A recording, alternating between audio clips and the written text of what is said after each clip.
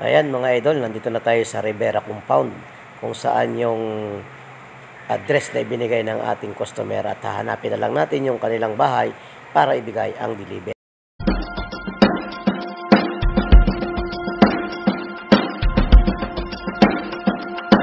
2,000 years later. Yo, what's up mga ka-idol?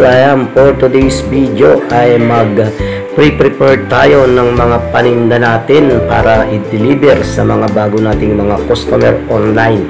Ayan mga idol, inisa-isa ko nga at baka may mga damage at syempre sineseparate ko yung mga kulay para pag hinanap nila o nagtanong sila ng kulay na gano'n is madali natin siyang makikita. Kaya ayan mga idol, nakaseparate na po yan yung mga kulay at mga walang kapares o yung tinatawag na assorted color. Kaya mga idol, kailangan natin gawin yan para pag isinakay natin sa motor is madali nating mamomonitor kung aling kulay yung gusto nila. At saka syempre, ayan, karating nga lang namin dyan at kumuha nga lang ako ng paninda, inilagay ko na sa plastic at tuloy na po yan sa delivery pag nasorted ko na yung kulay niya. Ayan mga idol, ganyan lang ako magsimula sa aking negosyo, maliit na business. Ayan.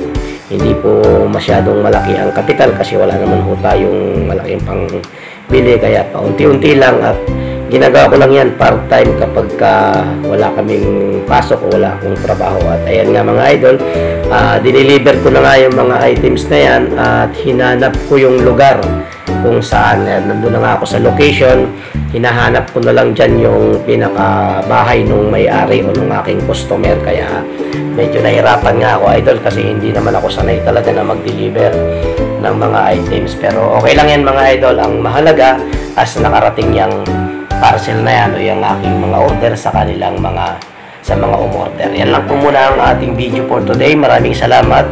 Paki-subscribe na rin po yung aking channel and paki-click na rin ang bell notification para lagi kang updated sa mga video ko.